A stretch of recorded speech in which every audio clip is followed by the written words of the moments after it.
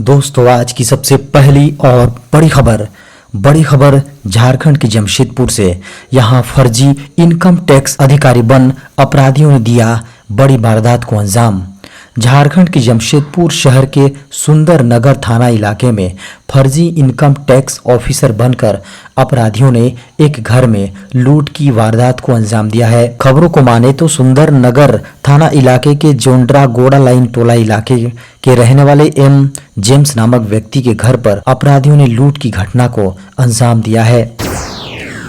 लापता किराना दुकानदार का शव मिलने से सनसनी। झारखंड के पलामू में लापता कारोबारी का शव कुएं से बरामद किया गया है। शव मिलने के बाद पुलिस कारोबारी की मौत के तहकीकात में जुट गई है। कारोबारी महेंद्र प्रसाद गुप्ता नावा बाजार थाना इलाके के रबदा गांव के रहने वाले थे। बताया जा रहा है कि गांव में ही किराना दुकान चलाते थे। शनिवार की रात 8 बजे घर से निकले थे और फिर वापस नहीं लौटे। झारखंड में अक्टूबर से फिर लौटेगा मॉनसून।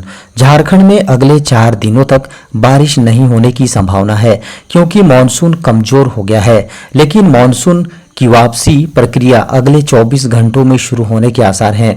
मॉनसून के लौटने की प्रक्रिया राजस्थान से शुरू होगी और देश के उत्तरी भागों समेत अगले 15 दिनों में झारखंड से वापसी होगी। निलंबित आईएएस पूजा सिंघल को सोमवार को भी सुप्रीम कोर्ट से नहीं मिली राहत। निलंबित आईएएस पूजा सिंघल को सोमवार को भी सुप्रीम कोर्ट से बेल नहीं मिली।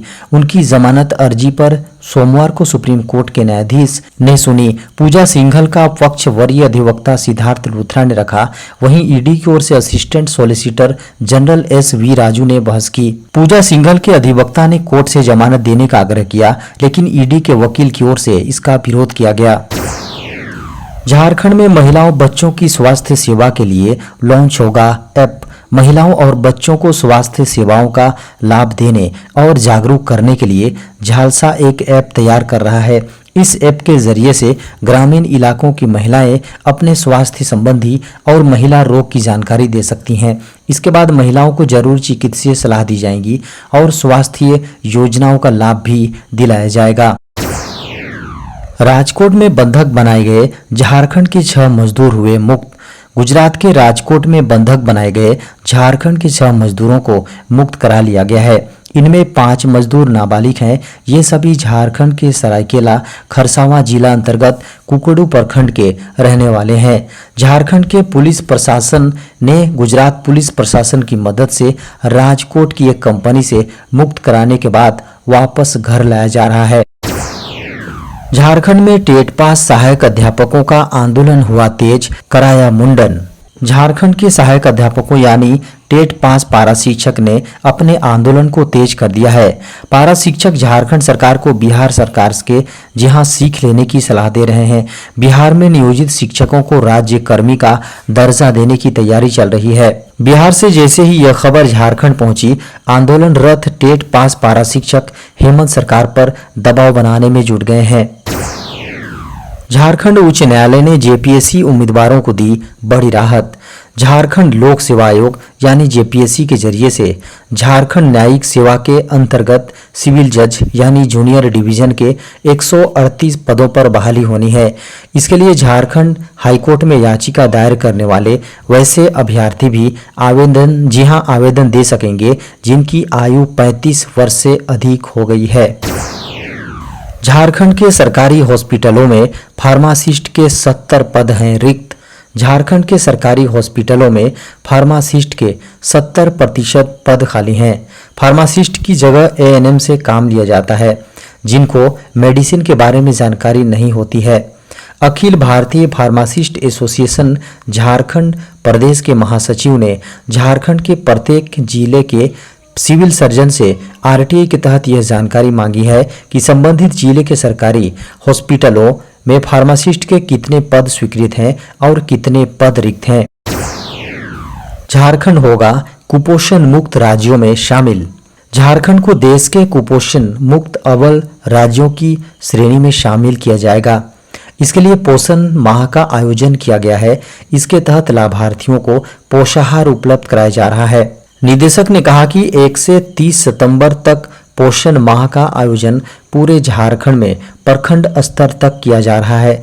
इस साल की थीम सुपोषित झारखंड, साक्षर झारखंड और सशक्त झारखंड है। भगवान बिरसा मुंडा के गांव से इस मिशन की शुरुआत की गई है।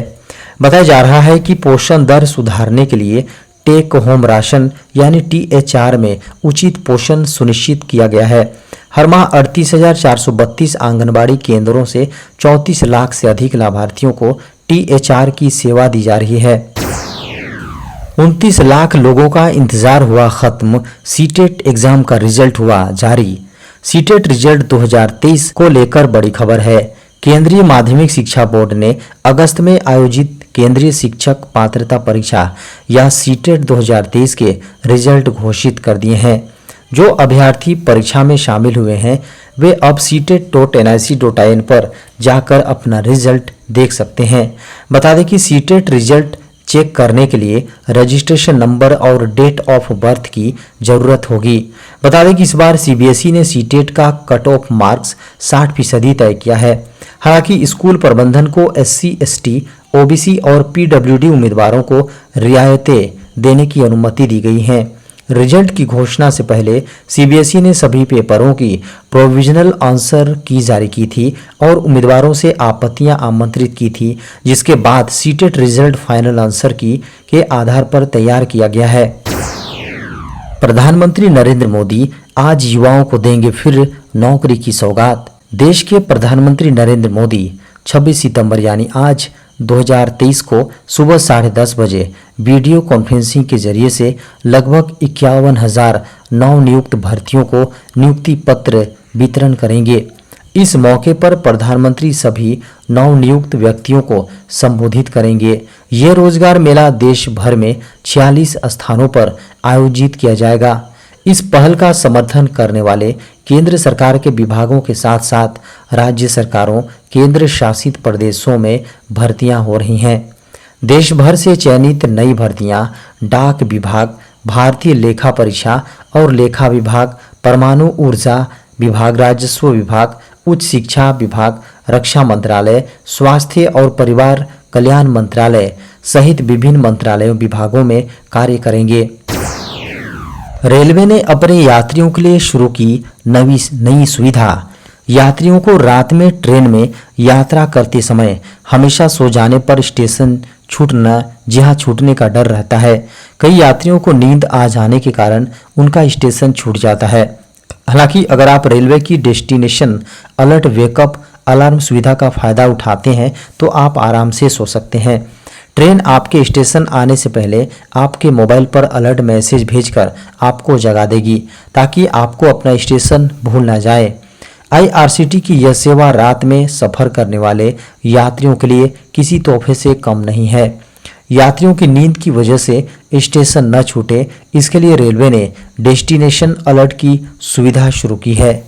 यह सुविधा यात्रियों के लिए रात 11 बजे से सुबह 7 बजे तक उपलब्ध है। यह सेवा फिलहाल देश की चुनिंदा लंबी दूरी की ट्रेनों में उपलब्ध है। अग्निवीर भर्ती योजना में हो सकते हैं बड़े बदलाव। अग्निपथ भर्ती योजना के तहत होने वाली भर्तियों के नियमों में बदलाव किए जा सकते हैं। मीडिया की खबरों को माने तो जल्द ही सेना में होने वाली अस्थायी भर्ती की संख्या में वृद्धि होने वाली है। ऐसी खबरें आ रही हैं कि 25% उम्मीदवारों के बदले 50% उम्मीदवारों को अग्निवीर भर्ती के तहत परमानेंट किया जाएगा। हालांकि ये घोषणा ऑफिशियली नहीं की गई है, लेकिन मीडिया में ऐसी खबरें आ रही हैं। अगर अग्निवीर भर्ती योजना में नियमों का बदलाव होता है तो उम्मीदवारों के लिए बेहद राहत की खबर होगी। बता दें कि पहले अग्निवीर भर्ती के तहत होने वाली नियुक्ति से केवल 25% को ही परमानेंट किया जाता था। इस मसले को रक्षा मंत्रालय गंभीरता से विचार कर रहा है। ट्रेनों में सामान चोरी होने पर रेल मदद करेगा हेल्प। आजकल ट्रेनों में सामान चोरी होना आम बात हो गई है। ऐसा कभी भी किसी के साथ हो सकता है। ऐसे में अब आपको टेंशन लेने की जरूरत नहीं है। यदि चलती ट्रेन में आपका सामान चोरी हो जाता है तो आप ट्रेन कंडक्टर, कोच या गार्ड या GRP स्कॉट के पास जाकर अपनी शिकायत दर्ज करवा सकते हैं। जीआरपी को राजकीय रेलवे पुलिस के नाम से भी जाना जाता है। इनका काम भारत में रेलवे स्टेशनों पर कानून व्यवस्था बनाए रखना है। वे ट्रेनों और रेलवे परिसरों को सुरक्षा प्रदान करते हैं और वहां होने वाले अपराधों की जांच करते हैं। जब आप जीआरपी पुलिस के पास शिकायत करने जाएंगे तो वे आपको एक एफआईआर फॉर्म देंगे जिसमें आपको अपनी जानकारी भरकर उन्हें देनी होगी। आपकी शिकायत उस क्षेत्र के पुलिस स्टेशन को भेज दी जाएगी जहां आपका सामान चोरी हुआ था। देश में कोरोना के सक्रिय मामलों की संख्या हुई 456।